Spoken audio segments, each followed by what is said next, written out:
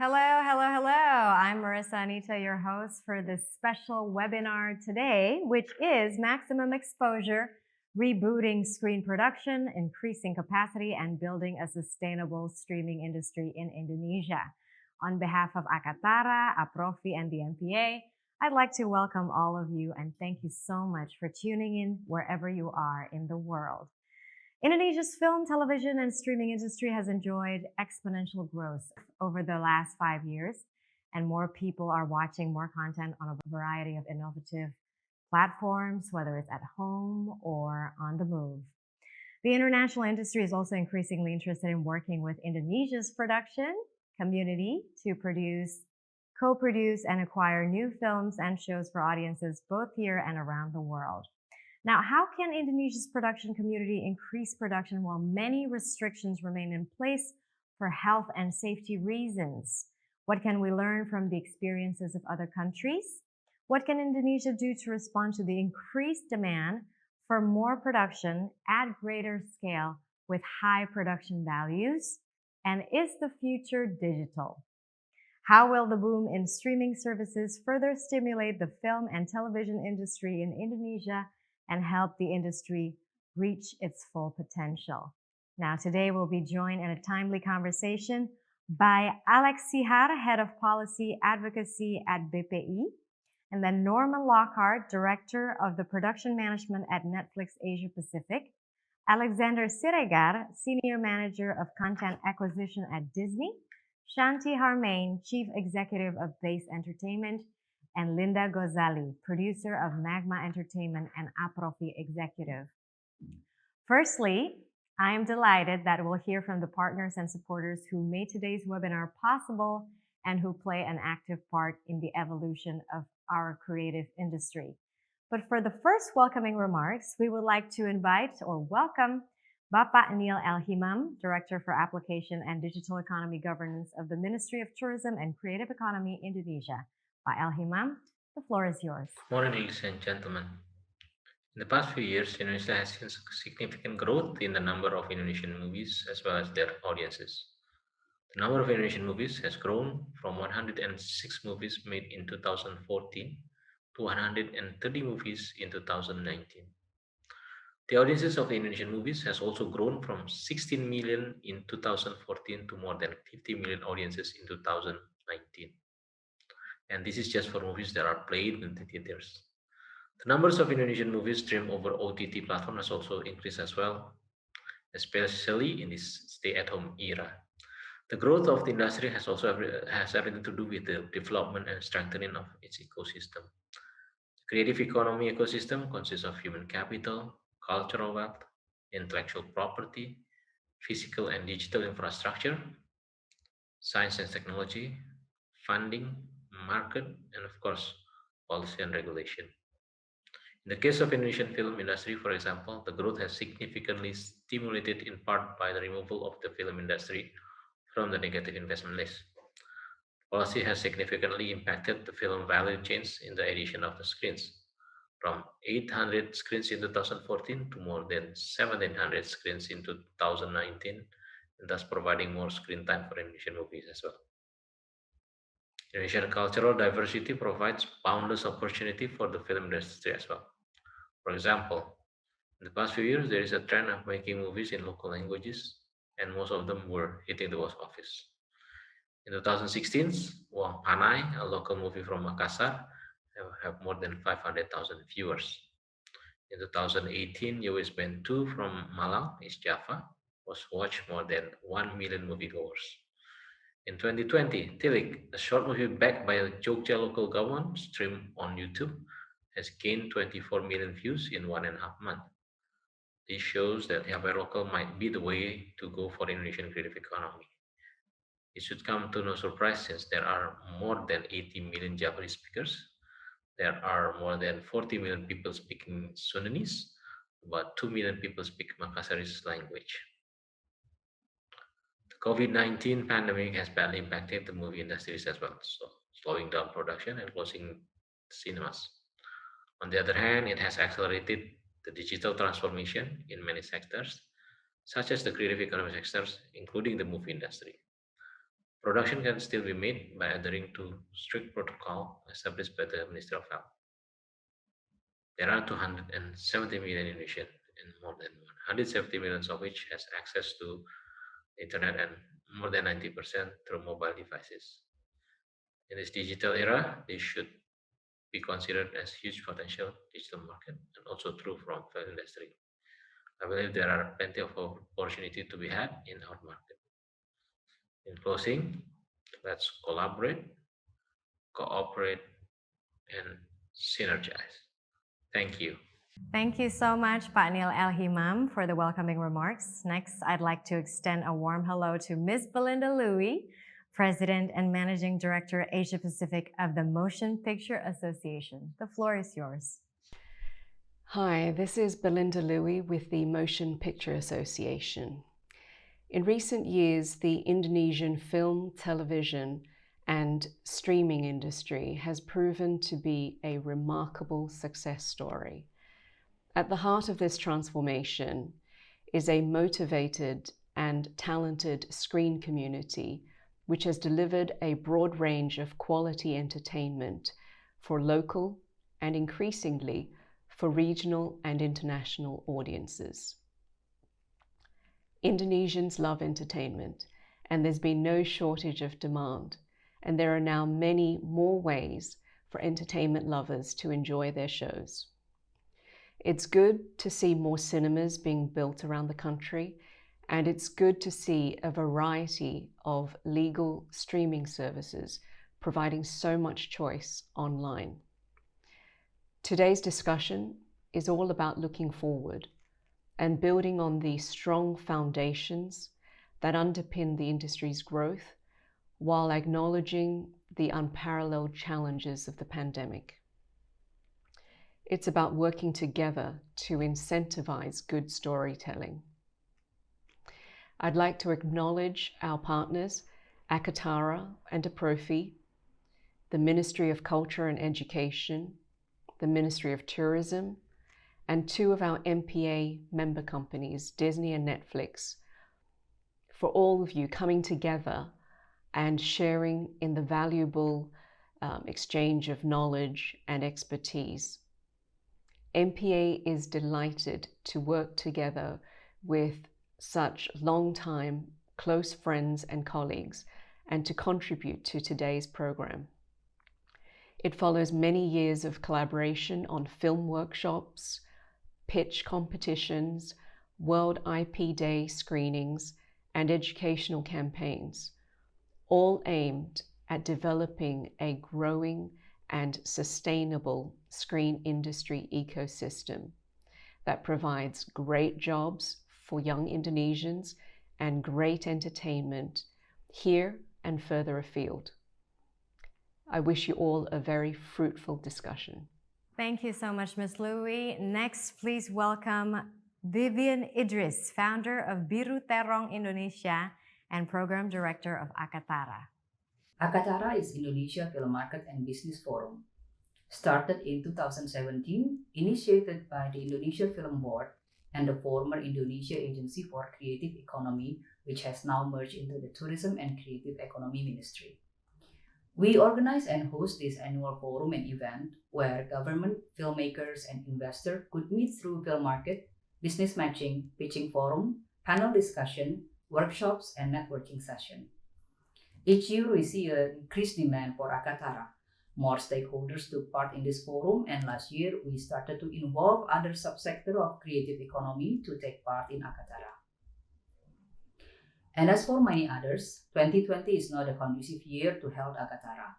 We continue our work to increase the capacity of content creators all over Indonesia, and we are putting together information hub for Indonesia film business with a new entity called Salaka, in collaboration with Directorate General of Culture and Directorate of Film, Television and Animation in the Tourism and Creative Economy Ministry. We hope for a brighter future, and we hope to see you and more international stakeholders in Akatara 2021. Thank you. Okay, thank you so much, Vivian. Today we're fortunate to hear two presentations from two international studios involved in today's discussion. Now, firstly, I'd like to introduce Norman Lockhart, Director of Production Management for the Asia Pacific and India at Netflix. Norman Lockhart oversees the production management of the growing slate of Netflix local language original series being produced across Asia. He has an impressive CV in the production sector and most recently in the role of Director of International Production at BBC Studios based in London. Norman, firstly, welcome to the Asia Pacific and also welcome to Indonesia. The floor is yours. Thank you very much indeed. Now, Netflix has been in Indonesia since around 2016, and we are committed to finding great local stories that bring joy to our members. And on our service, there are hundreds of great Indonesian stories. And even in 2020, we have added around 90 new licensed titles that bring even more Indonesian stories to our global members. And we've recently been partnering with the Ministry of Education and Culture to support their home learning program and to help develop the capacity of the local filmmaking talent to allow them to better work with companies like ourselves in Indonesia. And recently, we've also been investing in the local production ecosystem, having commissioned our first original films in Indonesia in the last couple of months. But today, I want to talk about how, from a production management point of view, we engage with our production partners. Now, what I do is like to give you a little insight to what to expect if you're producing original content for Netflix and how to be better prepared. Now, I lead teams of production management professionals across the region. We have teams based in Tokyo and in Seoul and in Mumbai, and also where I'm based here in Singapore. Now, these production management teams are all locally recruited with a deep core understanding and local knowledge of the sectors they work in. They're all highly empowered to make decisions without having to refer back to a headquarters, which allows us to move quickly and to make decisions locally. Now, one of the things I'd like to talk about is the Netflix culture, which I'm sure many of you will have heard about or read about. But the Netflix culture is fundamental to how we drive our engagement with our production partners and our producers. And today, I want to highlight 3 of the values that are core to the Netflix teams and how we support our production partners. You'll see on the screen, highly aligned, loosely coupled. Now, what does that mean? Well, our teams work very closely together. They align very early internally. That's production management, post-production, visual effects, production finance will all align with our creative colleagues to ensure that we do not have a decision by committee situation. And each of these teams are heavily empowered to make decisions that are best for Netflix and your production. Context, not control. Well, what does that mean?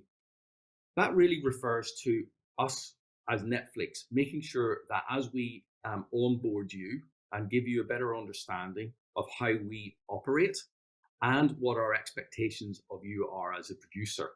So we want to give you the context of how we operate. But our aim is certainly not to be involved in every aspect of the production. This is for you as the producer to control. And finally, freedom and responsibility. Now, you may also have read that we don't have a lot of rules and regulations as a company. We individually all have a lot of freedom and responsibility around the decisions that we make. We have the freedom to make those decisions, but we have to take responsibility for those decisions. And it's the same with our production partners. What we are very keen to do is to give you as much creative freedom as possible, but that comes with some responsibility. And what I'm talking about is around budget responsibility, managing the budget that we do agree with you as responsibly as possible, and also creating a very safe and secure workplace and a respectful workplace for everybody on our sets, from the on-screen talent to the lowest member of the teams. So just moving on, I'd like to take a little time to talk about timelines. Now, our production timelines can be a little bit longer and a little bit different from many other studios. Cross-functionally, as I mentioned, our teams become involved much earlier. And unlike many other studios, these teams are connected with you from the inception or the green lighting of a project right through to delivery. And many of these teams do not just join when they would normally join within the production process. For example, our post-production teams will become involved right at the beginning as soon as your production has been greenlit. What we want to do is to ensure that you fully understand the deliveries and our delivery requirements, all of which can be more extensive than many other studios, and the impact on your schedule of our post-production deliveries, along with the impact on your budget. We also have safety teams that will become involved early, and that's even more important now that we're in this COVID world.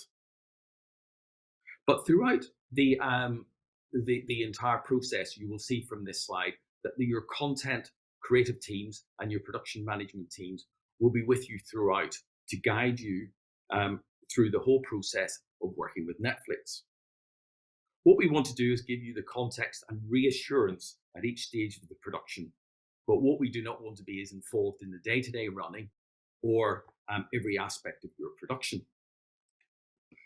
So one of the most common themes that we hear, not just across Southeast Asia, but globally, as we build up our budgets and as we build up working with our production partners, is people will say, oh, sure, we can fix this in post. Let's just fix it in post. But at Netflix, our mantra is very much, let's fix it in pre-production. What this does is it saves us a lot of time, and it will ultimately save us a lot of money that we would prefer to see on screen. And this comes down to good planning and early planning. And a couple of examples of this might be working very closely with our visual effects teams to work out which of these visual effects shots could be done in camera rather than having to be done further along the line in post-production. It also could relate to a little bit more early planning around what we're going to shoot on each location, in the hope that we can remove camera and other equipment that may be in shot. Because every time that we have to fix anything in post through cleaning up shots in visual effects or in post-production costs us time and money. And usually the thing that productions are most short of is time and money. So that's why very much we want to get involved very early in the planning to make sure that we can assist you to run your production as efficiently as possible. So I'd just like to talk a little bit about how we as a production management team operate and what our aims are within the greater production process. Now, we have four main principles that we try to work to: collaboration and transparency. I'll talk a little bit more about these. What we don't want to have is a them and us situation. We want to work together as a good partner to make sure that we work together to provide great content. And to do that, we need to be very transparent with each other. And transparency is very much another core value that we operate within Netflix. So we need to work openly together as we overcome the many challenges that every production brings. And this can be as simple as working together on the budget at the beginning to ensure we are aligned on rates for both above and below the line talent. But that early planning and detailed budgeting will help us in the long run to make sure that we run efficient and safe production. So if we can just move on, I'll talk a little about what our expectations are as we move into the budgeting and scheduling. Now, we will normally ask to start the budgeting and scheduling process once we have potentially a first script or a very detailed storyline. And what we're looking for is a budget with some pretty detailed assumptions. Now, we appreciate these will evolve along with the schedule. All our cross-functional teams, including our production management teams, will work with you to start to develop this budget and this schedule. Some of the areas that we're most interested in are on this screen at the moment. The areas that impact the budget most for shows on Netflix we have found are around the cost of music, whether we're going to use commercial music, whether we're going to use library type music, who the key talent are, as I mentioned, and what rates we want to pay those individuals. Also impacting the budget significantly will be which cameras are used and our deliverables. But also throughout that process, we'll also be looking for you to undertake some competitive bidding for some of the key areas of the budget, such as lighting equipment, camera equipment, and catering. That way allows us to ensure that we have the best value on screen.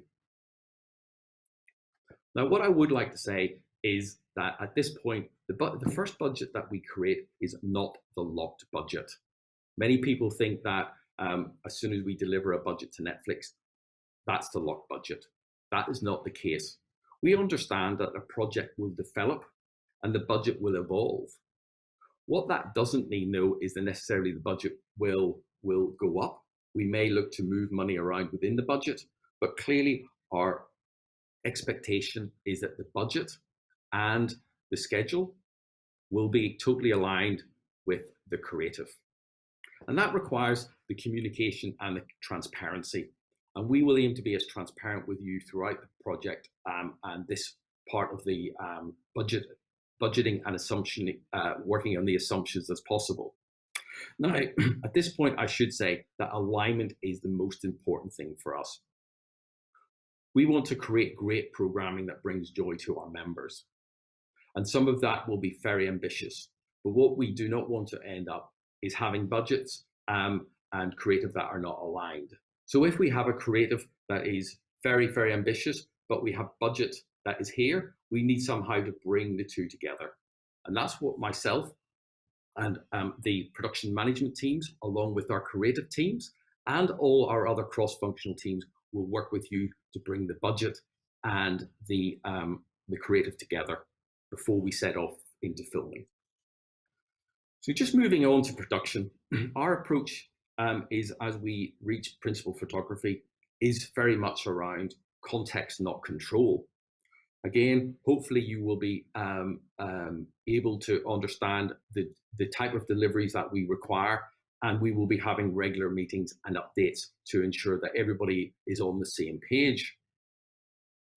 But if you have challenges, please do let us know. We do want to help. It's not a case that we're going to push back on every time there is a problem. If you've got weather delays or you've got illness on set, please let us know. Our teams are here to help, and all we want is what's best for our productions. Now, I should talk a little bit about COVID, which has impacted our productions, not just across Southeast Asia and the rest of APAC, but right across the globe. Now, we as Netflix have built up a lot of experience, which we are very prepared to share with our production partners to ensure that we have safe sets for our cast and crew. Now, at Netflix, we don't have global guidelines.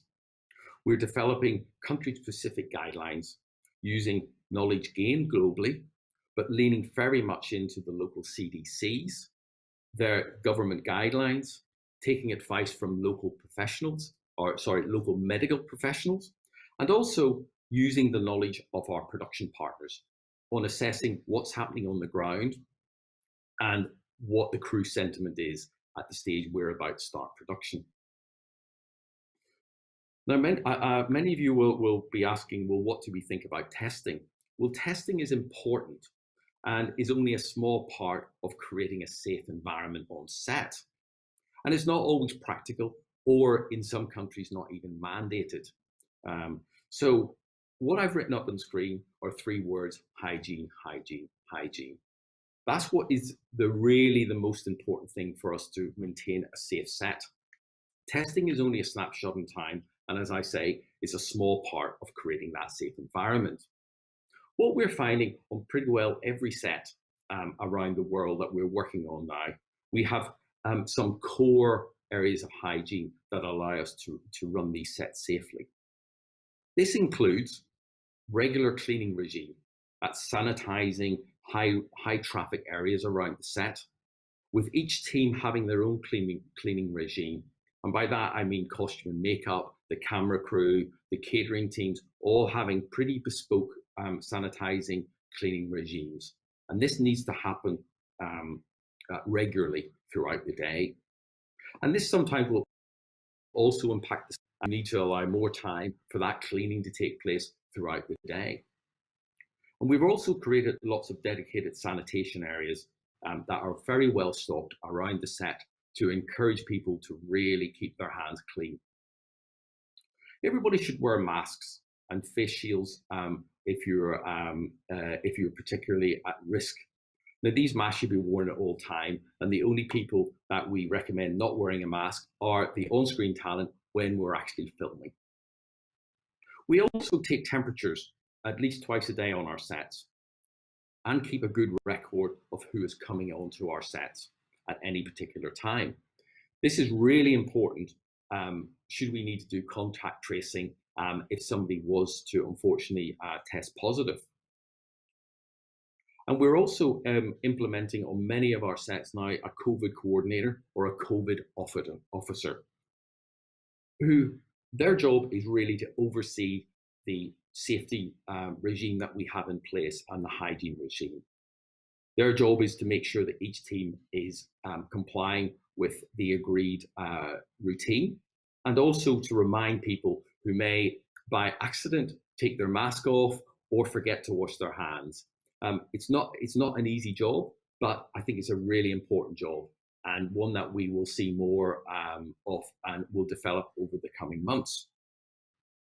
But also, we should also consider having different zones on sets. These are like work pods, and these can be identified by different letters or coloring, sort of red, amber, green, like a traffic light system. And this is to minimize the risk, especially to our on-screen talent, who will have to operate at some point without a mask. So it could be that the red zone, which is closest to camera, has the fewest people, and they quite often may be tested more regularly and will also wear more PPE equipment. It is a case-by-case basis, so there is no one rule for every production, but our teams will work with you to help you develop the best and safest guidelines for any production as we move into COVID. And finally, just to wrap up, I hope that you've seen that we like to try and plan ahead. Hence why we talk about fix it in pre, rather than just going into a production without much planning. So it is important that we have the fix it in pre in our mind throughout the process. And this will ensure that your budgets and schedules have a better chance of remaining intact, and that the delivered version of our production will look amazing and bring joy to our members. And also at Netflix, we aim to work as a cohesive team to support you and our production partners to deliver this great content. Thank you very much indeed. A lot of valuable suggestions there. I mean, I was even thinking, I would like to work with Netflix because your health protocol seems to be working well, huh? Anyway, we'll talk about that further. Our next presentation will come from Alexander Siregar. He's the Senior Manager of Content Acquisition at Disney here in Indonesia. Alex may be familiar with many of you from his vast experience in the Indonesian film and television industry. He's enjoyed positions with Gojek's GoPlay and iFlix Indonesia, and has a passion for developing quality Indonesian stories, yes, for the screen. Welcome, Alexander Siregar. The floor is yours. Hi, Marissa. Thank you. Hi, everyone, and thank you for having me. So, being the new kid, I think in the market, so I think it'd be best if I could introduce to you why Disney Plus Hotstar finally entered the Indonesian market. I think there are four main reasons. The first one is the familiarity of our own Disney franchises. Starting from the MPA films, which Disney and Fox combined together, contribute a large majority of the films. I think we managed to get 20 million ticket sales in 2019 for our movies. So that also continues to the licensing and also for the merchandising itself. So people here in Indonesia connect to the Disney franchises. The second one is, of course, this unfortunate pandemic situation. It is unfortunate, but the streaming service has benefited from this situation, as we see a lot of increase in the time spent of entertainment watched at home. So we also see that during the first launch of Disney Plus back in November 2019, the growth is quite good, because we managed to, I think the last data on August, we managed to get more than 60 million subscribers just only for Disney Plus. So coming from that, we see that Indonesia itself is a sexy market. It has a big opportunity with 250 million populations, 175 smart internet users, and 240 internet smartphone users. So we see Indonesian has a large opportunity, but again, it's a very price sensitive market. That's why when we first launched here, we secured a partnership with the telco partnership, Telkomsel, and also we try to have the most payment gateway for Indonesian people. So yeah, and this last one is probably we would like to grow more of the local talent.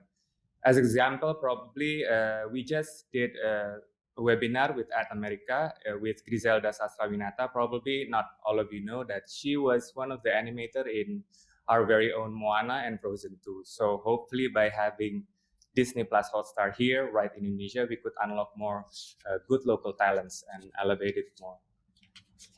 In terms of what our Disney Plus Hotstar is offering, of course, the number one would be our unique selling point is the Disney franchises from Pixar, Marvel, Star Wars, and National Geographic. We are also aiming to a more family-friendly content, which suited for the entire family.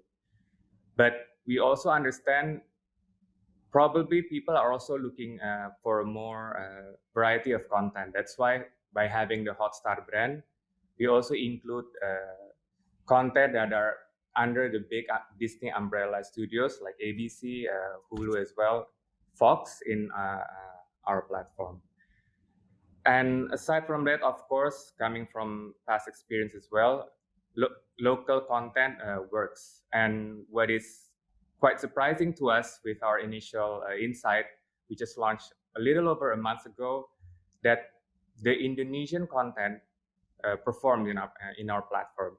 I think in the top most performing content, there are two titles that are performing really well, even beating the likes like Aladdin, Cinderella, Avengers, Infinite Wars, and Lion King. So there's this high appetite for local content. That's why we try to gather up as much as local content as well. We started to have we tried to have a complete 300 titles during our launch for the Indonesian content, and that is not only the newer ones, but also we want to showcase sort of like the journey of Indonesian films. We also have the new one, but we also have the classic one. Like I see in some of the Instagram posting that we have the box set of the Catatan Si Boy box set. So people are kind of reminiscing back because it was an iconic title. If you grow up in the 80s or 70s, we also have the Warkop franchises, the classic one and the new ones, and also even Saur Sepuh, which was also iconic because it's sort of like a local period piece for the Indonesian audience. Moving forward, Disney Plus Hotstar would create more local partnership with local production houses. And this is not only short term, but also long term. Probably you might be aware that during our first unveiling event on August that we have made an announcement that we have a long-term partnership with the Bumi Langit Cinematic Universe. So it kind of makes sense that if Disney is the home for Marvel superheroes, then Disney Plus Hotstar would also be the home for the Indonesian superheroes. So it would make a more complete offering for the Indonesian audience. So I think, that's pretty much sums up what what Disney Plus Hotstar is trying to offer for the Indonesian audience. Thank you very much, Alexander. Very smart business decisions that you made there, because I recently subscribed to Disney Plus and I was so impressed by the fact that, oh my God, Catatan Si Boy is there, and then the old Warkop is there, and then the Bumi Langit Cinematic Universe is going to be there as well. It's excellent. Cannot wait for more films, Indonesian films in Disney Plus. Thank you so much for your presentation. And now we are going to start the discussion. We have several panelists here for our discussion today. Joining is Bapak Alex Sihar, or Mas Alex Sihar, the head of policy advocacy at BPI. He's also the co-founder of Cinema Poetica, and he also participated in the restoration of one Indonesian classic film, Lewat Jam Malam. Pak Alex will be joining. Hello, Pak Alex, welcome. And also we have Shanti Harman, who is the chief executive of Base Entertainment. Shanti's company has a full slate of recent projects like Joko Anwar's horror film Perempuan Tanah Jahanam, or Imperigor, co-produced with Ivanhoe Pictures, CJ Entertainment, and Rapi Films. And then Bebas, a film by producer duo Mira Lesmana and Riri Riza. Trese, is it correct? Trese or Trees, Mbak Shanti? Trese. Trese, a Netflix original animated series based on a popular Filipino graphic novel series by Bujetan and Kajo Baldissimo, and also an Indonesian film called Guru Guru Gokil, a drama comedy produced by leading actress Dian Sastrowardoyo. We also have Mbak Linda Gozali, who's a producer with Magma Entertainment and highly active with the Indonesian Producers Association APROFI. Her company, Magma, is currently working on an Indonesian superhero movie franchise slate, and with Paragon Pictures, a remake of Garuda Films' classic Perempuan Dalam Pasungan. We have around 45 minutes for our discussion today, so let's begin. Norman earlier already mentioned about how now we're living in the pandemic, at least until the vaccine is discovered, right? And yet, I know for a fact that Hollywood had started production back in June 2020. Is that correct, Norman? Yeah, the production, small-scale production started back then, and now we're moving into much larger-scale production. Thank you for confirming that. So, how can Indonesian filmmakers increase production in the midst of all of the current health and safety restrictions? If we see the condition, the situation, Indonesia, COVID cases continues to increase, as well as in America. So how do we make this work? I think the key is, actually Norman mentioned it before, it's all about pre-production. It's about planning, because we're here about managing risks. And so we have to think hard about the production design, how to shoot this, where to shoot this, is this safe, looking at the locations, and also planning how the set is going to be managed in relation of safety protocols, because the safety protocols is in your mind 24/7. Number two, also the learnings that we had at Base was sharing information is key. We knew that several of our colleagues and other production companies have started the production before us.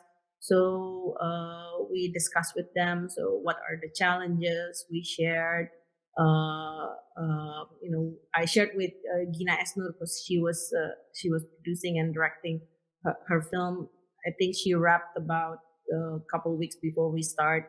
So we trade notes what to do, what not to do, what works and what doesn't work. Of course, we test extensively.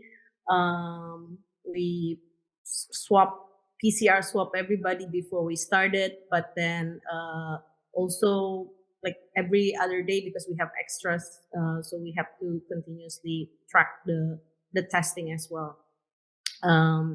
And lastly, I think the team needs to be have one vision about we have to have one vision about what is safe.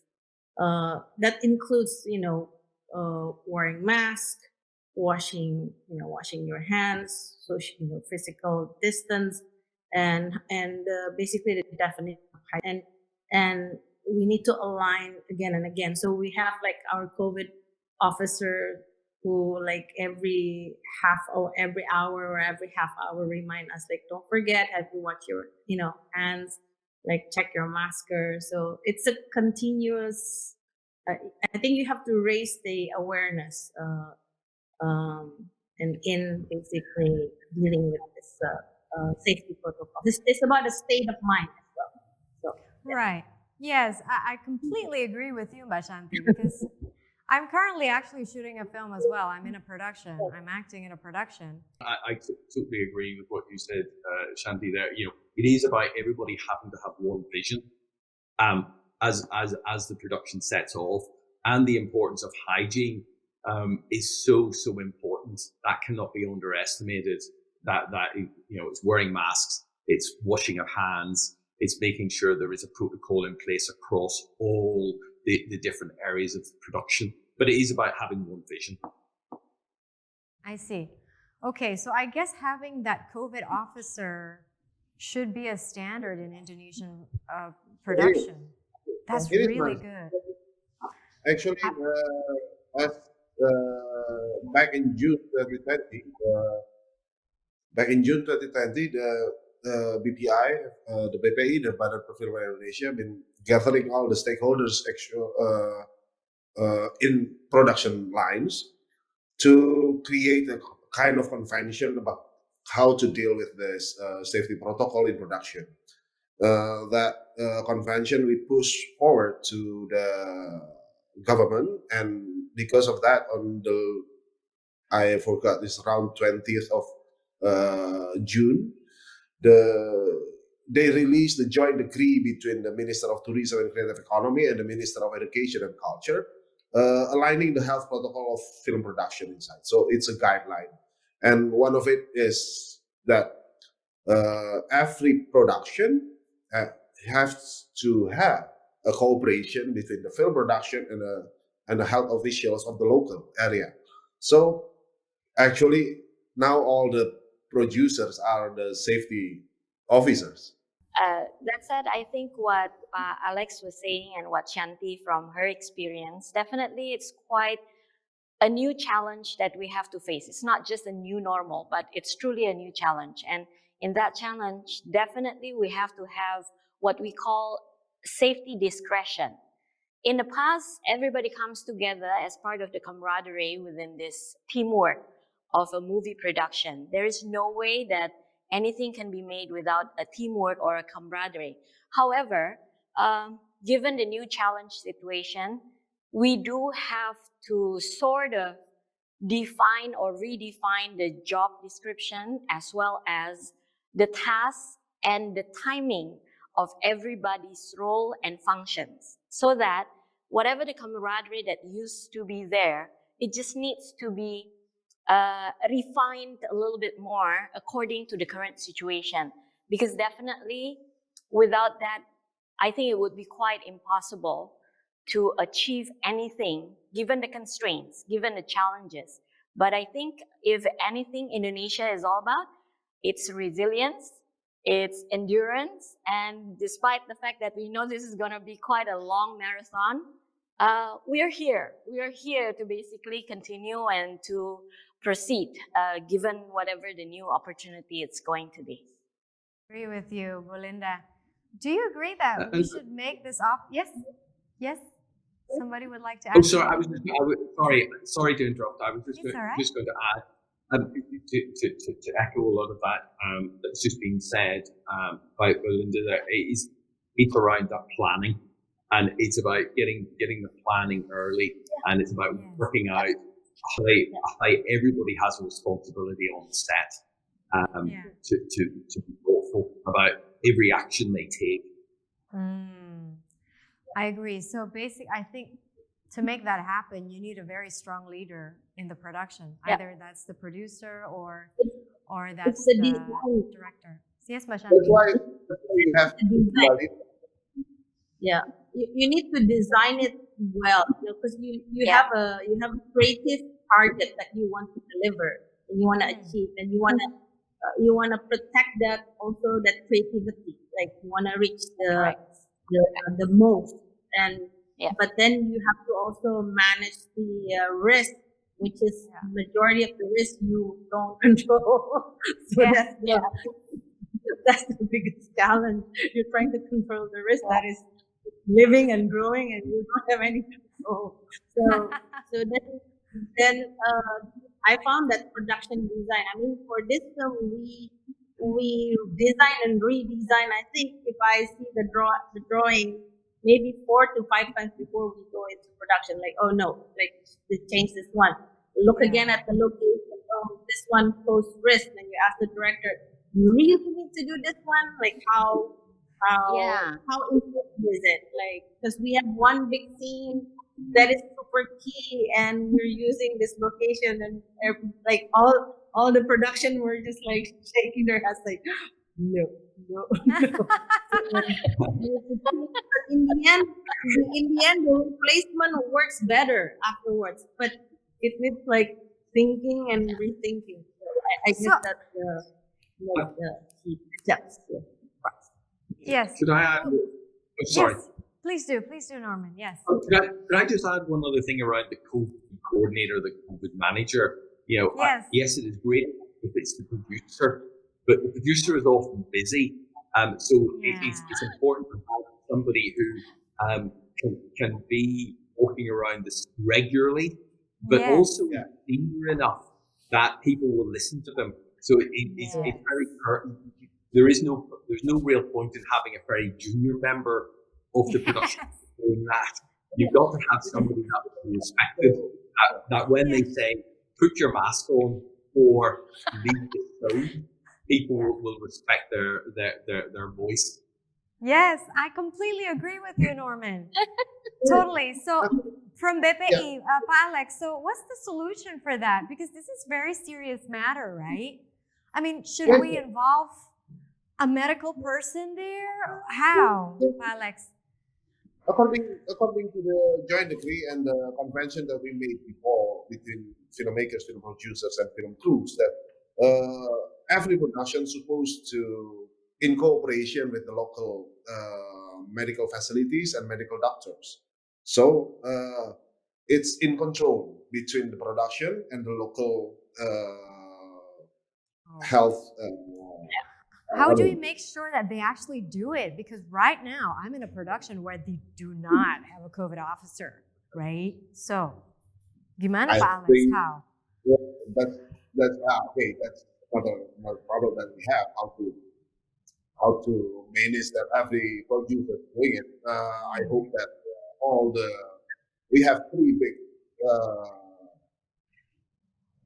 producer associations in Indonesia, APROFI, BPFI, and APFI. There will be the kind of coordinator in how to implement that within its members. That's what we have at the moment, because creating it as a new law that have implications is not a good thing either. So it's supposed to be start from the consciousness of each production to start better and better protocols. I think that's what we can do and what we can endorse at the moment.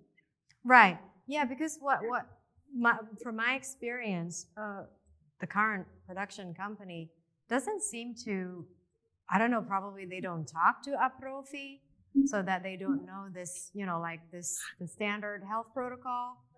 So I think your projects are supposed to read the joint decree in June 2020. Exactly, right?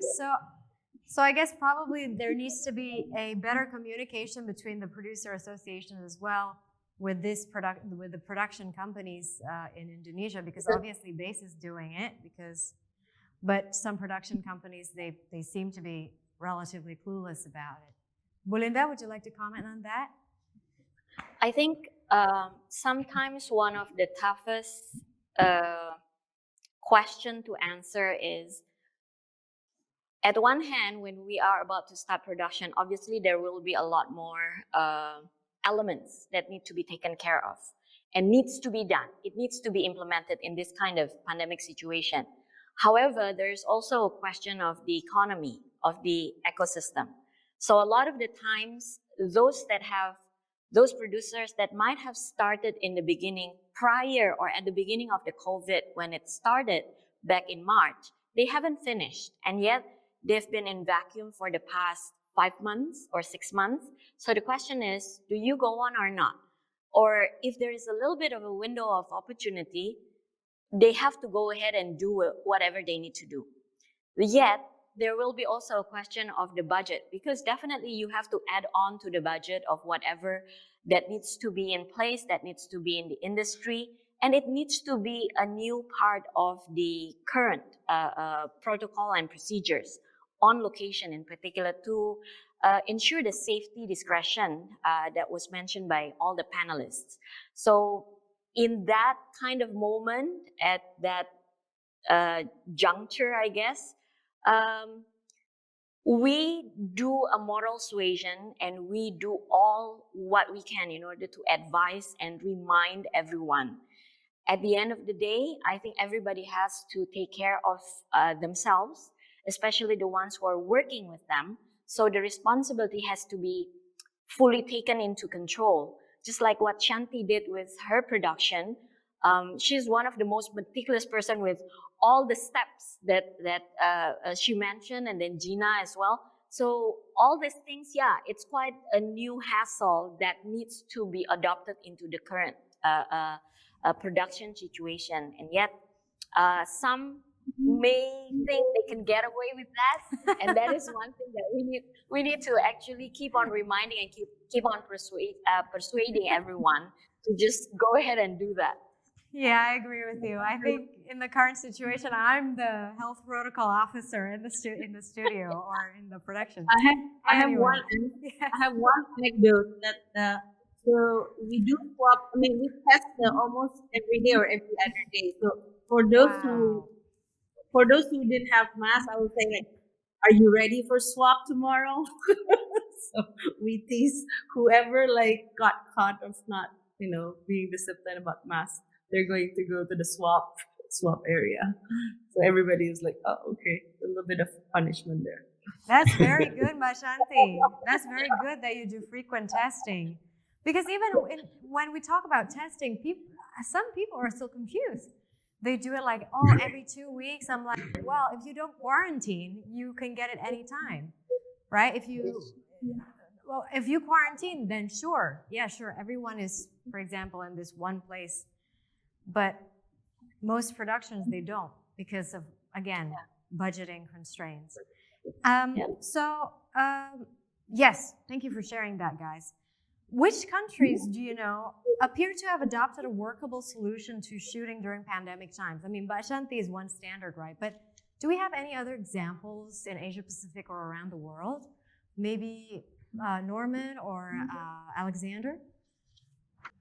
I was going to say, in places like Korea and Japan, when the virus first came in, we were able to continue shooting pretty well for quite a long time, mainly because we moved very quickly to put in a lot of these hygiene protocols, because at that time there wasn't really testing, but it was very much around putting in the hygiene, because testing is only a moment in time, whereas if we can get everybody on our sets to operate in a very hygienic environment, that makes it as safe as possible for us.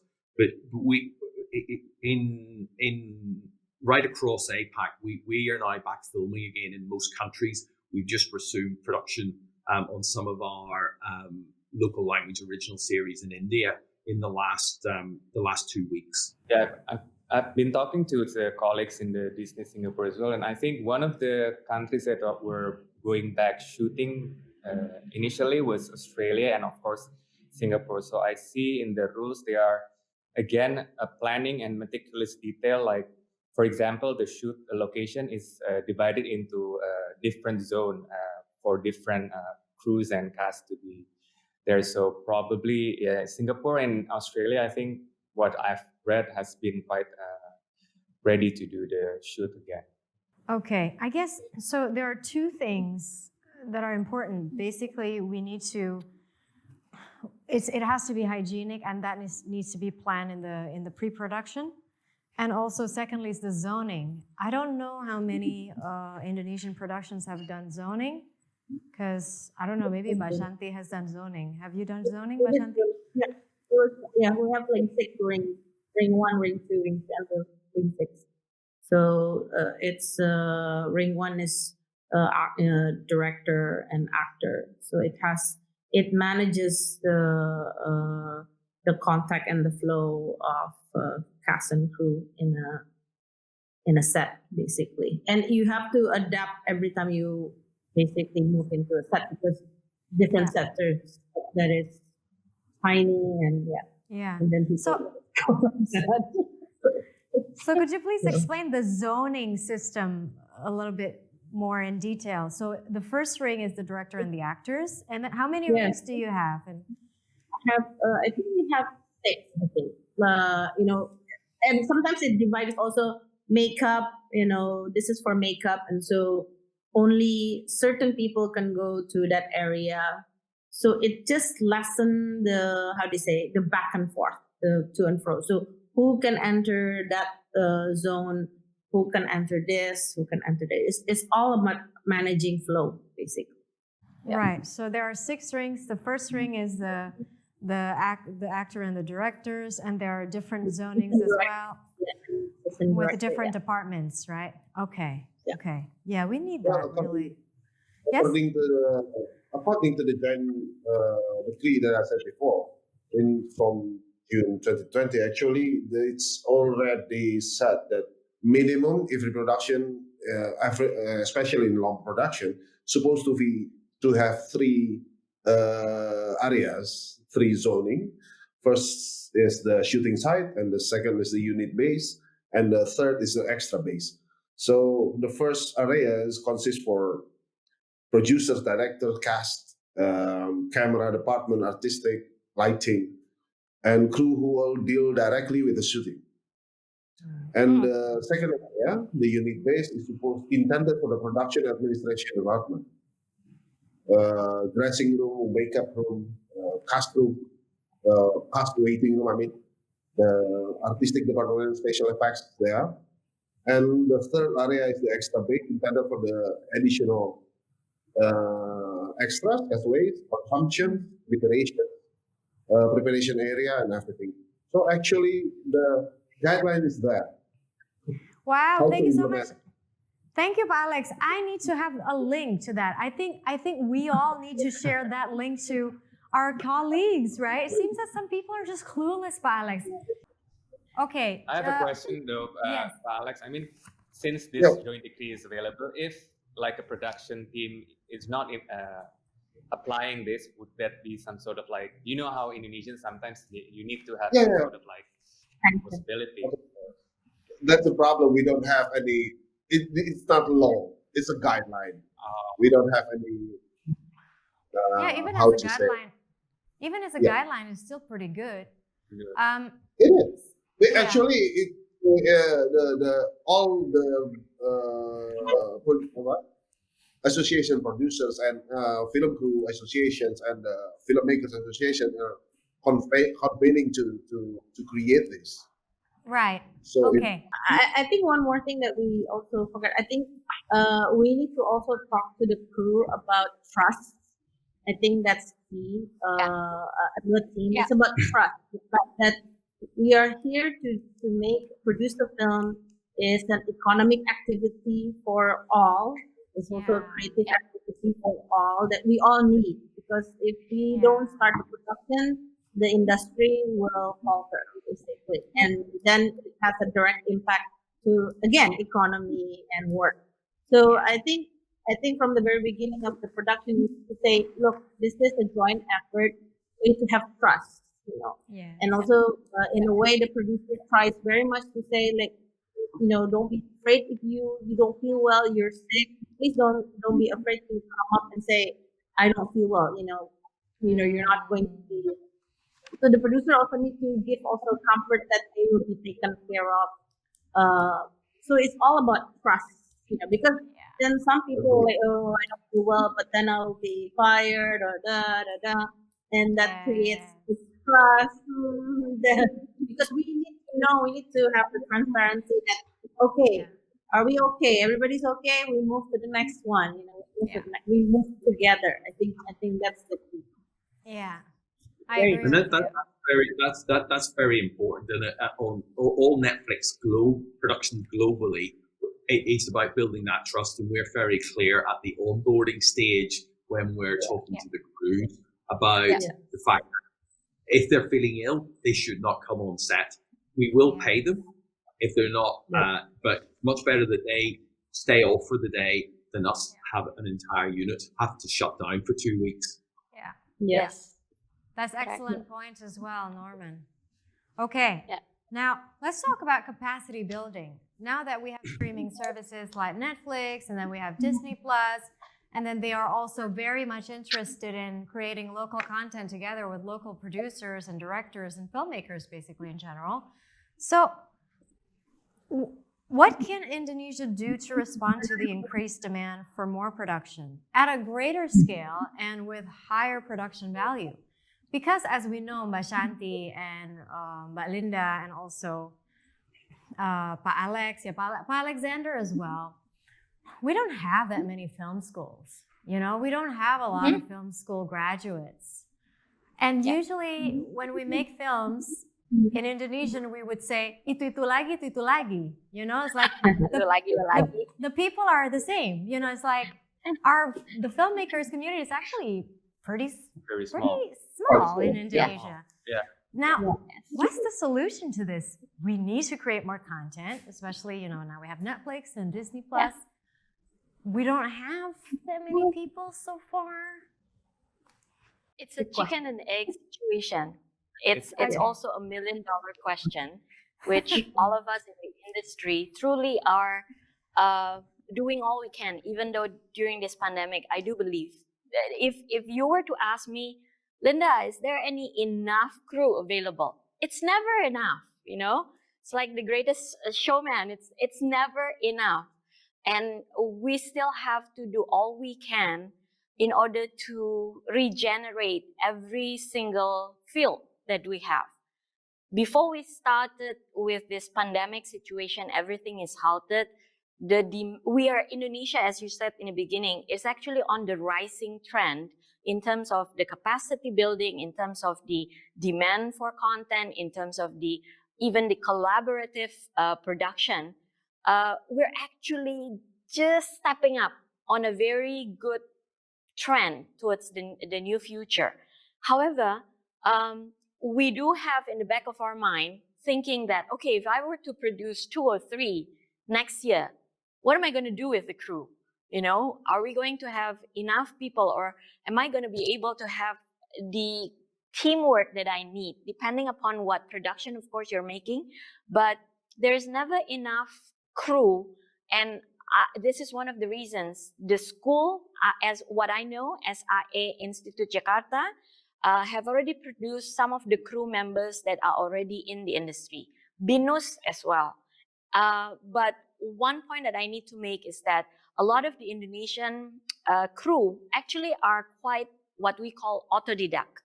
A lot of the people who are on field today are actually not going through a formal education and then ended up being in the film industry, because it goes back to the 1950s, 60s, 70s, even to the height of the Indonesian industry in 1980s, and then reborn again in the year of the millennial. So I think at this point in time, we do need more support from the government to be able to work together in order to make a formal education and schooling available.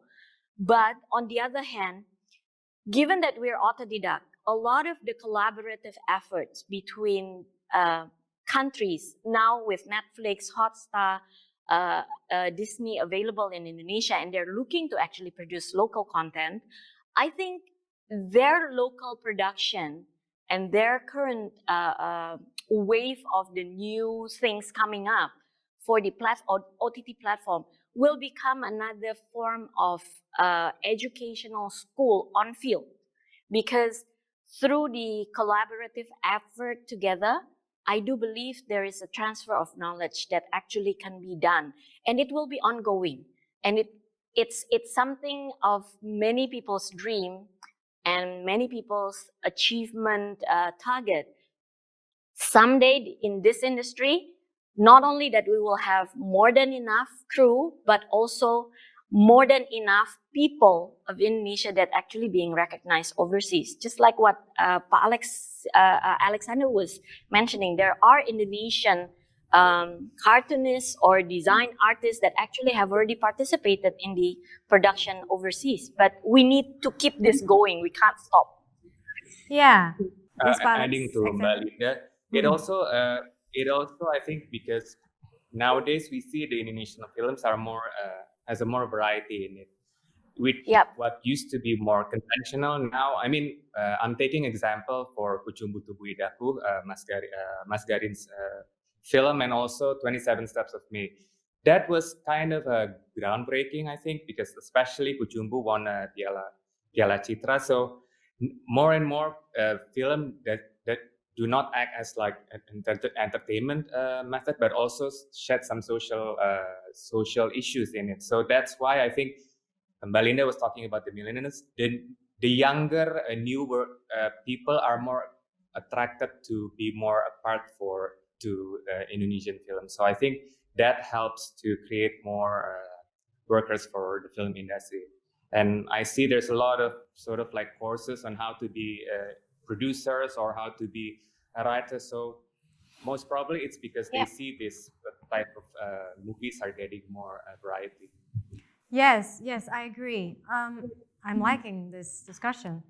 And while we're waiting for, film schools to be built, I was just thinking, what about exchange programs from Disney or from Netflix? Because, like as Melinda said earlier, our crew members or even our actors, some of them, or probably most of them, they learn by doing. They never really learn at school or go through a training program. I was just going to ask, to speed up the skill up, are there any training programs from Netflix and Disney so that Indonesian filmmakers can actually create films with high production value?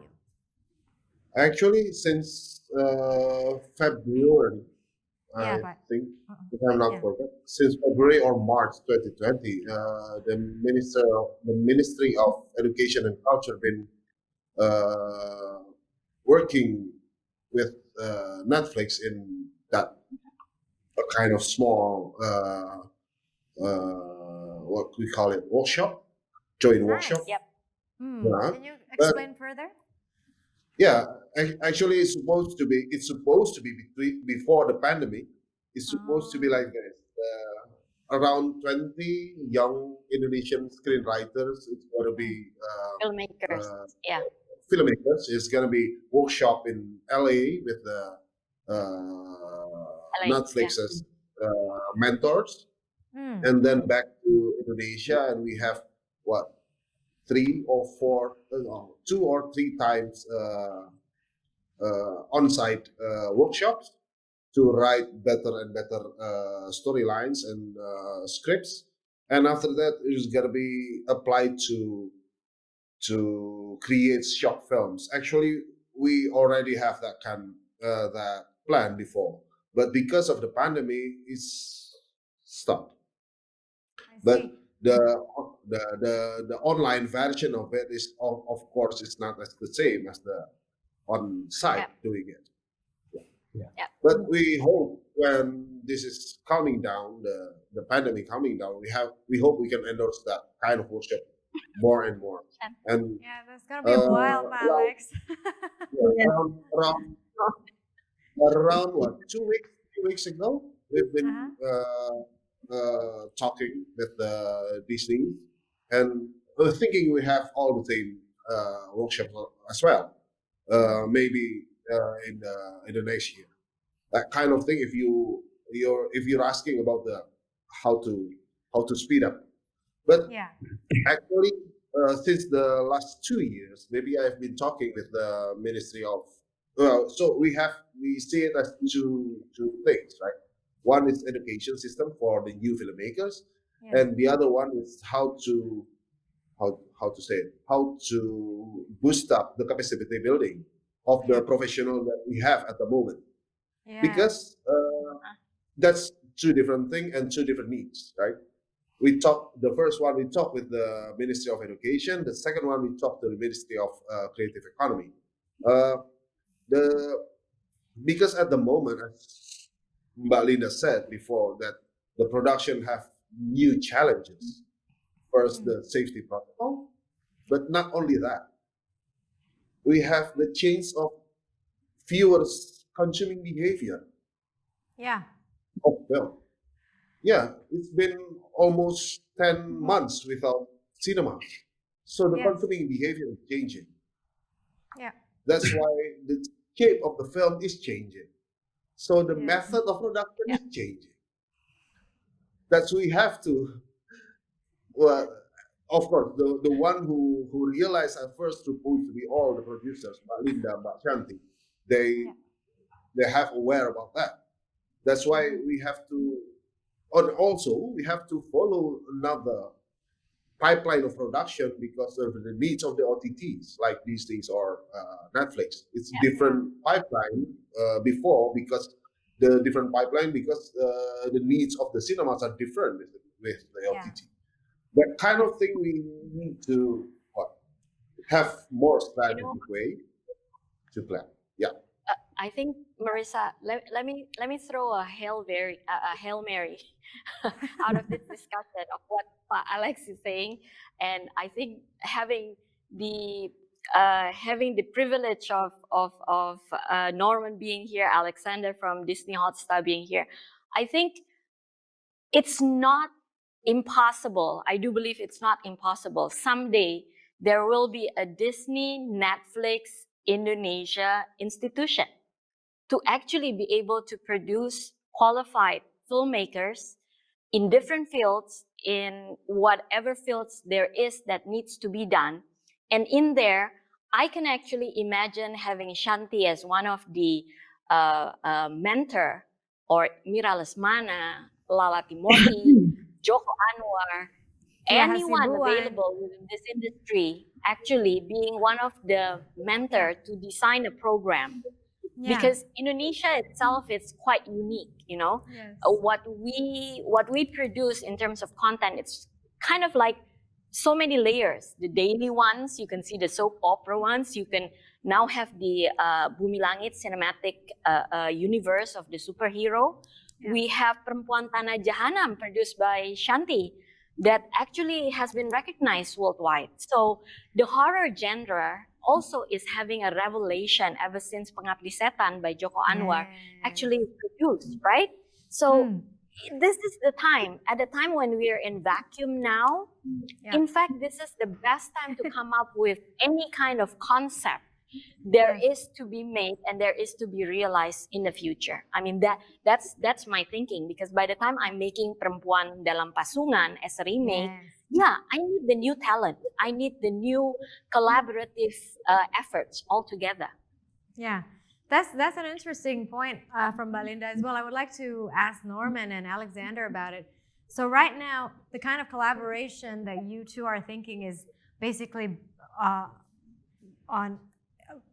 in producing films, but also what kind of future investments are you thinking to be able to, like, for example, maybe like a Netflix Disney educational institution, or, you know, like a further collaboration to basically create more qualified and international standard filmmakers who are going to create more films for you guys anyway?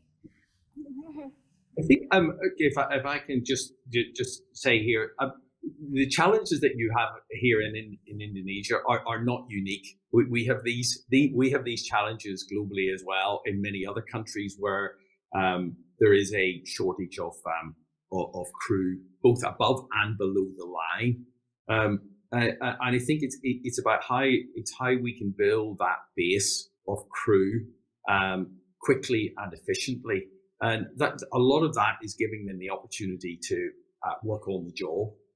So it's about finding ways as more productions come into Indonesia from companies like Netflix and Disney Plus, that there are opportunities for new people to enter the industry, that they can learn quickly. And it's also, I think, about attracting more international productions to come into Indonesia. That's one of the areas Thailand has been very successful in, is bringing international productions. That has allowed them to increase their crew base enormously, which then is filtering down into many of our productions that we're producing in Thailand. So I think in terms of Indonesia, it's about us working. We're already working with, as Alex said, with the Ministry of Education and Culture to already to start to build that base and to give people more understanding of what it's like to work for companies like Netflix and Disney Plus. But I think in the shorter term, as we move back into production, it's giving lots of new people opportunities on your productions. Creating educational institutions, that takes a long time. We all need people sooner rather than later. So it's about finding short-term solutions, which is we're working to do at the moment, and it's what we want to try and encourage as we start our original productions, is to give people opportunity to work on these higher end productions, because that builds our base and that allows us to produce more and more content. Yes. And Alexander, would you like to add on that? I think that also applies to here. For example, I'm taking specifically on series. What people are accustomed here in Indonesia, it's actually series is equivalent to the cinetrons, which are showing overpopulately in the free-to-air. So as a matter to produce a good limited series, the mindset of the filmmaker needs to shift as well, because limited series for streaming is considered to be new, because it's just popping up when I think streaming first came to Indonesia. So change the mindset of the filmmakers that series is a totally different ballgame than cinetron. It needs, if it's in the feature film, it's the director. If it's series, it's a showrunner. So these type of new things needs to be more trained and communicated with this filmmaker. I mean, this lovely producer, Mbak Shanti, Mbak Linda, I'm pretty sure that, I know Mbak Shanti produced Tunnel from the previous company that I worked before. So the potential is really there. And I'm so happy to see that these producers and production houses are trying to elevate there's no short-term answer, but a more long-term and continuous effort. Yeah, I agree. I think what Netflix and Disney can do as well is to train more writers, because you, like Disney,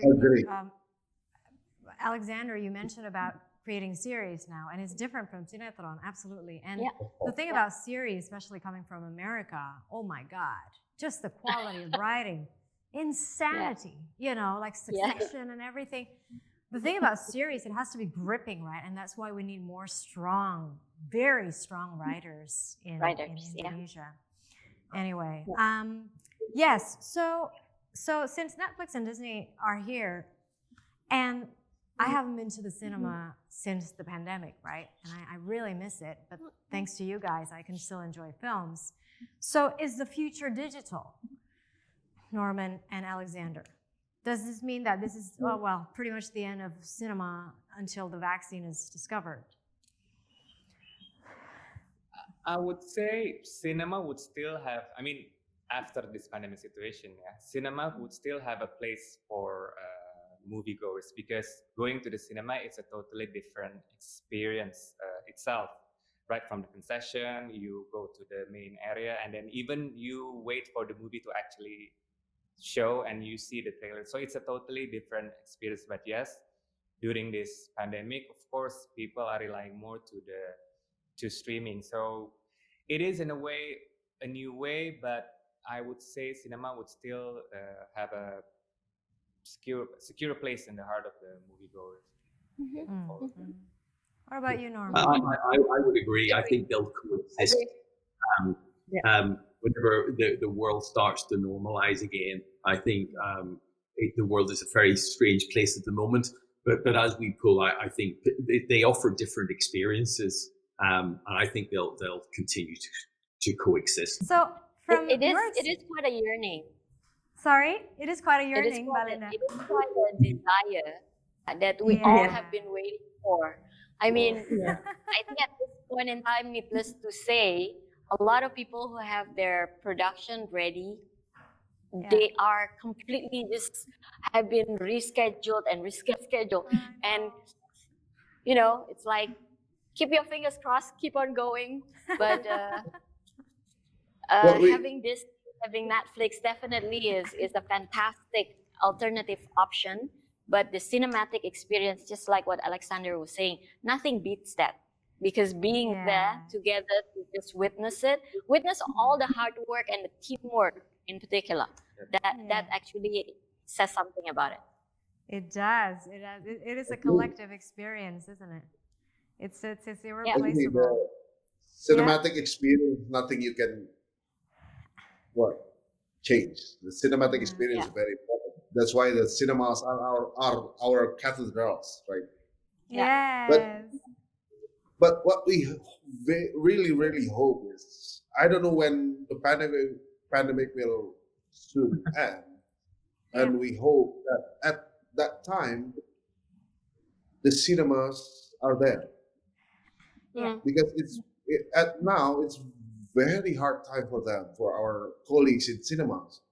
They've been not operating for the last 10 months, no revenues, how they can, that's what we have to support for that at the moment, because maybe when the pandemic is over, maybe another 6 months, another year, they won't be there.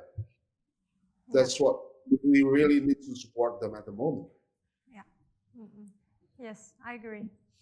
So that's why we need to create more stories, more films. So what sort of Indonesian screen stories are resonating with the audiences online in Indonesia? Maybe that's a question for Alexander at the moment, because I think what resonates especially for an OTT audience, what I have found personally, it needs to be a content that is a crossover between uniqueness, locally relevant, and in a way advanced enough for the OTT audience. Because I mean, we have tried to putting the traditional cinetrons, but it really doesn't work for the OTT audience. So I think it should be targeting to a more advanced, but still have a local relevancy to it. What are the Indonesian titles that are doing well, other than Kucumbu Tumbuh Indahku and 27 Steps, so that Indonesian filmmakers have an idea of, what kind of movies, Indonesian movies I should create that will do well on OTTs? I think rather than reflecting on individual titles, I think what I'd say is we as Netflix, we're looking to reflect stories of as many different lives and as different backgrounds as possible. And we want to tell lesser known stories as well. So rather than reflecting on individual titles, it's about, we want to entertain people. We want to tell people stories, both locally and to a global audience. So it's about finding that unique voice. And that's what people are looking for on OTT platforms as well. Universal themes, right, Norman? Yeah. Universal human themes. What about you, Alexander? I think it was what I was saying before. It's a perfect crossover between local relevancy, uniqueness, and also in a way advanced enough for the more modern and advanced OTT target audience. Right. Yeah, that would be the filmmaker's job, isn't it? Because sometimes when a story is too local, it's harder to be consumed by international audience, which, you know, like Disney and Netflix are international companies, right? So anyway, yes. But I think the interesting part of streaming platform is because there's variety. I think for filmmakers to make sure that that variety and diversity is intact, you see, because there is a wide audience that is watching.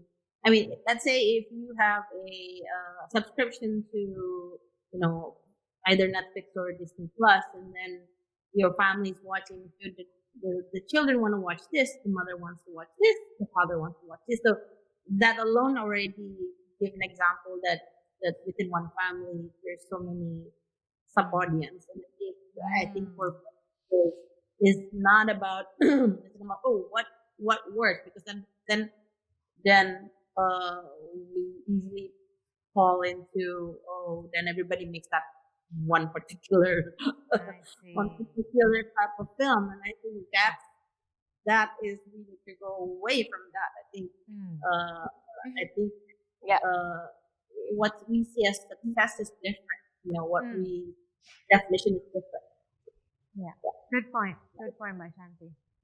And for Norman, can you tell us an example of a Netflix show which has been successfully shot this year using your COVID-19 health protocol?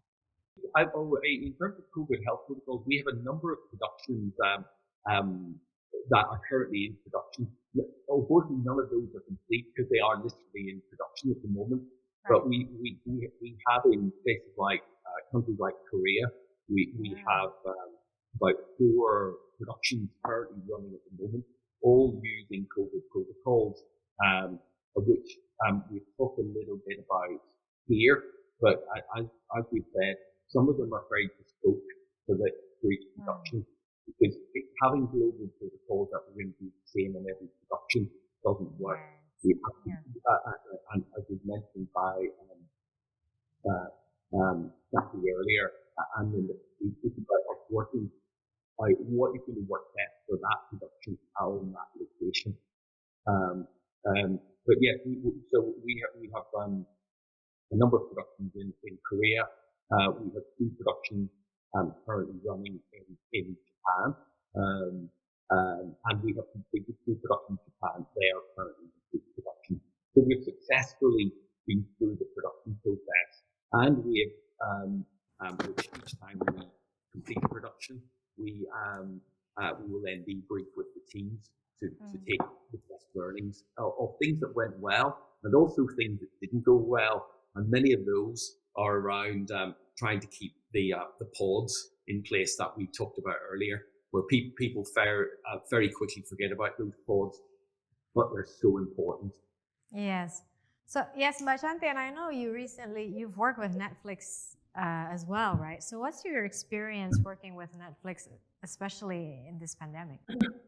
I think basically working with we basically released Guru Guru Wakil as a Netflix original during the pandemic, and well, the relationship, I think it's like the way I work with many other streaming platforms as well. We build relationship first, and I think in base we try to understand, because different platforms work differently and what is important for them, and and we also make sure that we we inform this is our creative vision, this is our film, this is so being very clear, and there's a lot of discussion. I guess in essence we need to build relationship to whether it's producing an original or whether it's a content acquisition, is all about continuous discussion. So the platforms can also deliver to their audience, and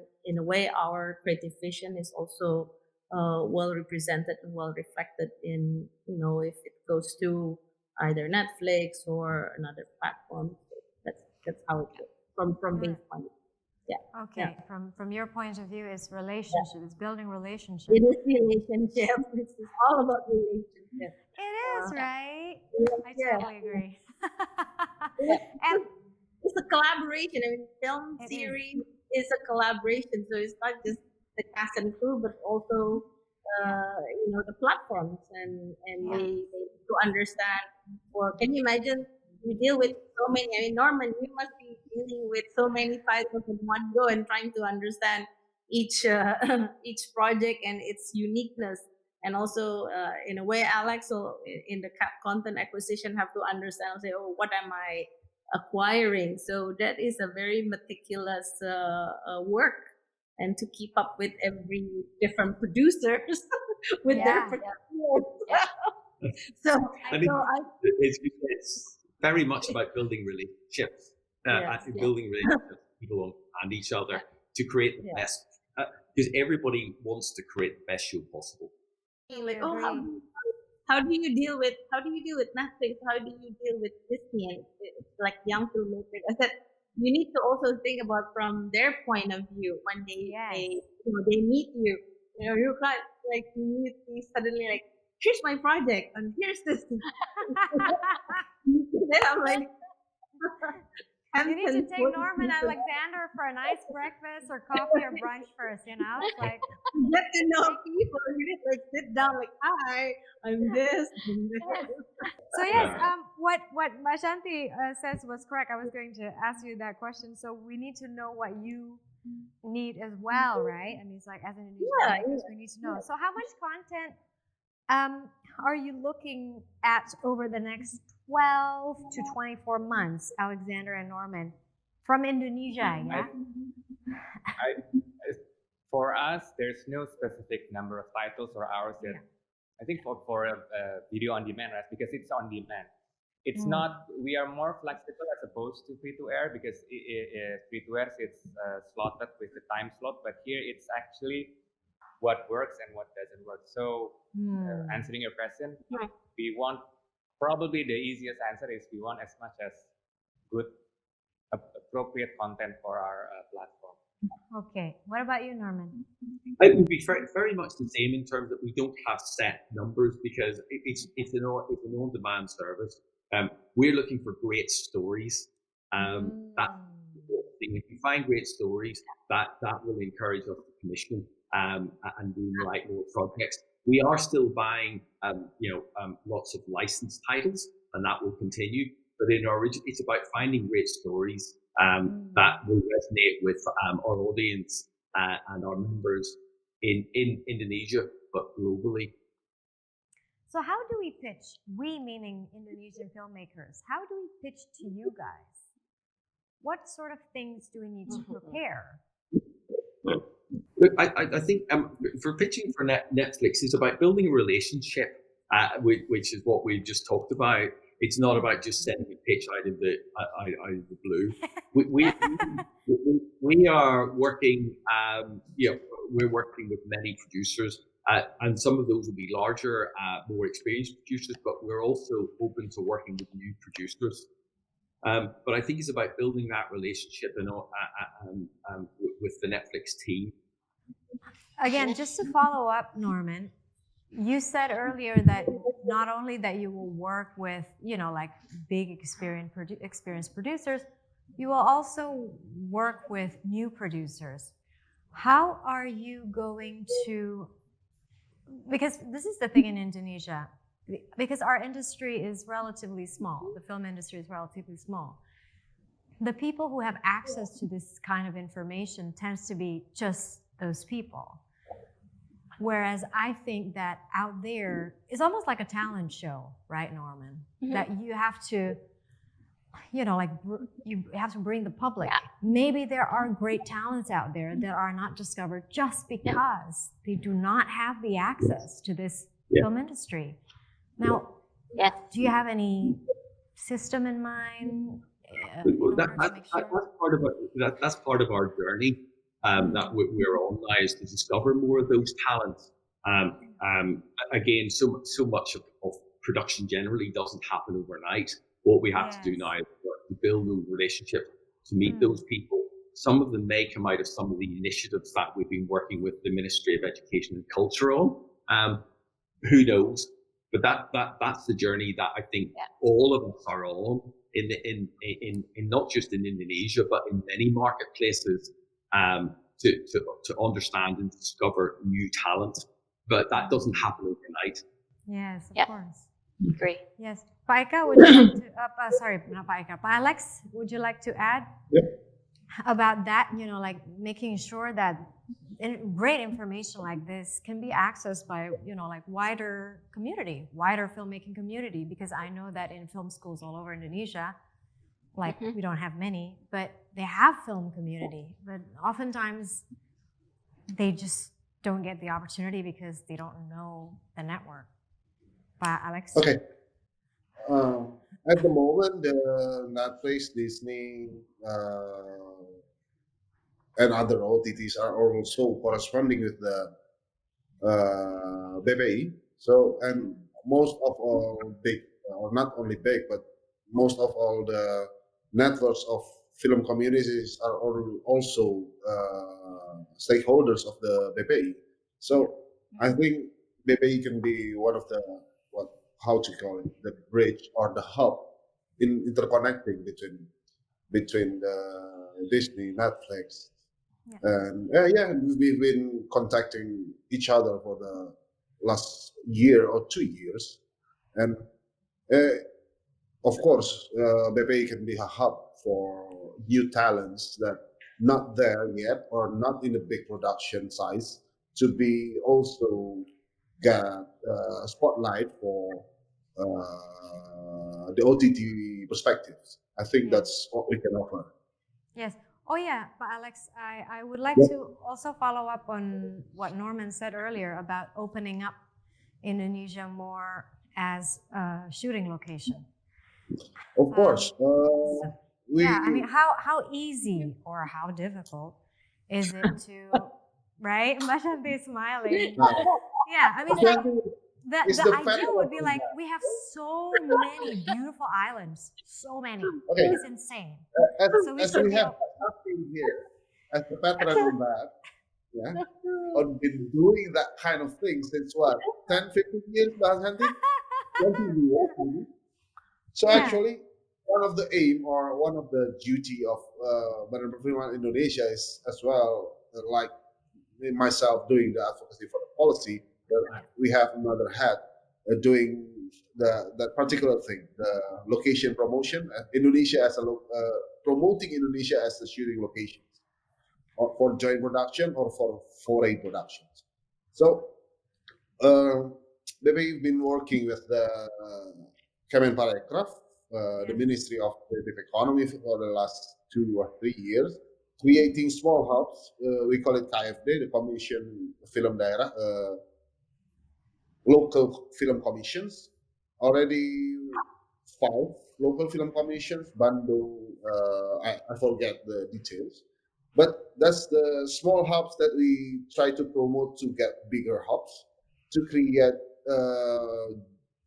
film services, better film services for local and foreign film productions. So we don't have good policies yet in the national perspective, because we don't have incentives for that. We don't have tax exemptions for that.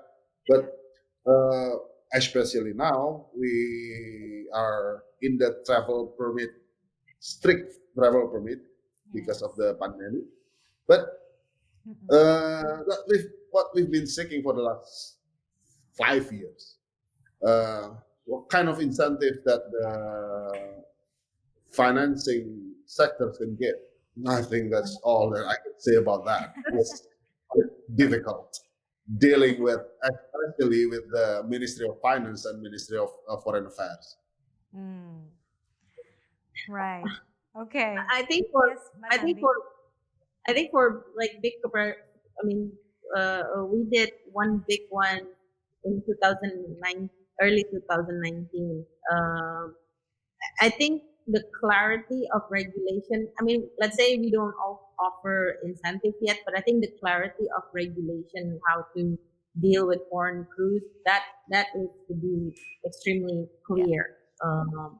And especially at that time, we were dealing with a big amount of foreign crew and cast, like hundreds, and they're coming at different times. So now I can officially open a travel agency just to do that because my team mastered. We were like, oh, maybe we could like spin off a travel agency. Just dealing with this because it's like we mastered the PhD with immigration and, and visas. It's like, yeah, that one. Yeah. So this knowledge needs to be shared because it's all in the. We can have the regulation, but it's all in the delivery. I mean, we're in the business of delivery, especially production on time, on budget. Yeah, and managing people. And Yeah, I guess that's a note. Regulations definitely will make it easier for foreign investors to come in and do work in Indonesia because I mean it's beneficial for us as well in Indonesia, right? So locations, yeah, we have fantastic locations. We have one. There's a Q&A from the audience. And the question to all of the panelists is, how big can the streaming industry become in Indonesia? Who would like to answer that first? It's yes, Indonesia again. I think coming from my side, Indonesia is has a tremendous opportunity, but again, there's still a challenge because of the price sensitivity of the market. And also coming from previous experience, there's a lot of streaming services that are coming up, but after a while, and then they try to tremble and stuff. So I think it relies on the supply of content and also the accessibility of the platform itself, whether it be from the pricing strategy, the payment gateway, and everything. So it's still a challenge that I think all of the OTT players need to tackle. But yeah, hopefully with that combination, I think. Yeah, Norman. I think there's tremendous opportunity, and for companies like Netflix, we have tremendous opportunity to tell some great stories to our members and to our members across the globe that are truly Indonesian at heart but have global themes. But I think overall there's great opportunities for all the streamers and OTT platforms coming up over the next few years in Indonesia. Okay. Mbak Shanti, Mbak Linda, and Pak Alex? I think the potential is tremendous. I think it's big. Many are still untapped. I think the challenges are basically providing the content. I think Alex mentioned that. For us, particularly as the producers, is human resources to basically how do we scale up, because the demand is there and the growth is going to be high. So how to basically have an accelerated capacity building. I think that's one of the biggest challenge, and also continuously and consistently produce good quality stories, whatever the size or the scale is. I think that's the challenge. Yeah, Melinda? I think we all agree that the capacity is so huge that sometimes unimaginable. At the same time, though, just like what happened just few seconds ago, the streaming quality of Indonesian technology itself, it definitely needs to be better equipped, better taken care of, because I think now that we call this a digital era, certainly the 4G, 5G, anytime soon that it's actually available just on the split second, it would actually help out whatever storytelling and the content that can be done. What goes behind the scene in order to produce a story, a workable and a unique storytelling, that's another challenge. But at the same time, like what we all been talking about, we are a resilient country and we have a resilient film making industry. in which sometimes in Indonesia, the Indonesians would know this. Kalau kepepet, selalu ada jalan yang kemudian dicari. Meaning that when you're smush and squash and wedge between the high place and a big stone, whatever it is, we Indonesians will definitely do our best to find a way in order to keep on going, to survive, and to be able to continue on this marathon, however and wherever we are taken. Definitely from now on, and we have to start, we probably have to have breakfast with Olaf. We have to get to know Martin Bird, everybody else is in the family. And we have to get to know Mickey a little bit better in order to get this OTT platform, the digital streaming and everything else, to actually be able to have that best opportunity there is. And the same, I think, with the government side, where Pak Alex Sihar is helping out the Menparekraf as well as the Mendikbud. I think there are a lot of policy making that we have to look into, we have to reflect upon in order to support the whole industry as a whole. Because I do believe there is no one-man show. My dad, and allow me to quote this, my dad, by the time that Charles and I, my brother, actually decided to go ahead and pursue as a second generation into the filmmaking, my dad always reminds me, my dear, there's no Superman in this industry, okay? But collaboratively, as a teamwork, a lot of people, by the time they get together, hey, they make a Superman movie. So let's do that, despite the fact that we are in a pandemic situation. That's very nice. Alex? Actually, at the moment, we lack of data. Of course, we have very big potential. We know that 251 million potential customers is a very big market. Because we need that kind of data as well, right? To promote and to push more and more producers to be working each others with Netflix and Disney. We also have to promote these numbers that, okay, we have this size of audience, and the audiences tend to consume this kind of movie, that kind of thing that at the moment, Alexander and Norman has the data at the moment. I think it's also good if you both can share it also with all the producers that has been working with you. We hope we can do that. Thank you. Okay, I guess from the discussion, we have several issues that, as film is a collaborative thing, and there is a lot of issues that we need to, improve. For example, infrastructure. We need a better network so that not only Java, who has good access to streaming services, right? Because Indonesia is not only Java, it's Indonesia, Borneo, Sulawesi, Papua, and so on. And also capacity building. And we're very pleased to hear that there is this plan of, exchange of knowledge from Netflix and Disney to the Indonesian filmmakers. And also regulations is another thing that we have to note and we have to improve in order to create, sometimes I imagine, I don't mean to compare, but oh well, like South Korea, right?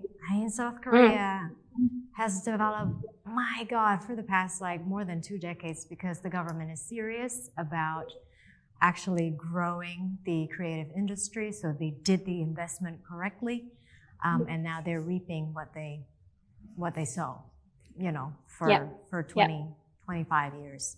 So yes, and that concludes the webinar. So on behalf of our partners Akatara, Aprofi, and the MPA, I'd like to thank our very special guests and special panelists today for a most engaging conversation.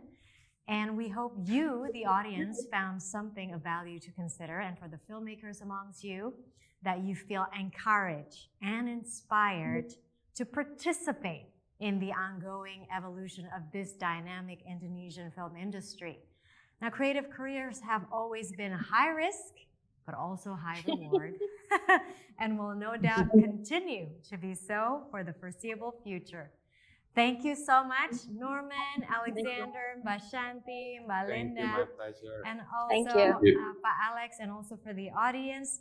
Stay healthy, stay safe. Goodbye. Thank you, Marissa, and everybody. Thank you, Marissa. Bye. Thank you, Thank you. everybody. Bye-bye. Take care.